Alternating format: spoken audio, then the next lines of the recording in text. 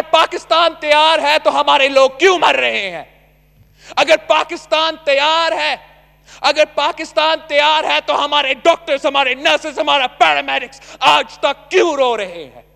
इसलिए कि हम ना तैयार है, ना तैयार थे और ना तैयार होने के लिए कुछ कदम उठाने को तैयार है।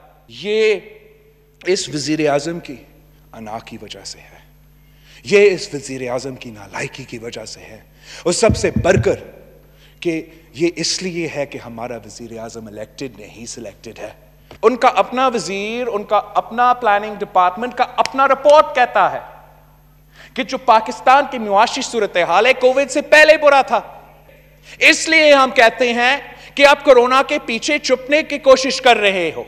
हुकूमत नाकाम रहा है मईशत पे, हुकूमत नाकाम रहा है फॉरेन पॉलिसी पे, और अब ये हारा हुआ कठपुतली जिनका बैकग्राउंड ज्यादा है आता है इस हाउस में, कमजोर तकरीर करता है और चला जाता है। सामना करना पड़ेगा, अवाम को जवाब देना पड़ेगा। आज भी हम जंग की सूरत हाल में हैं, लेकिन आज भी हमारा वजीर आज़म कोई कदम उठाने को तैयार नहीं है।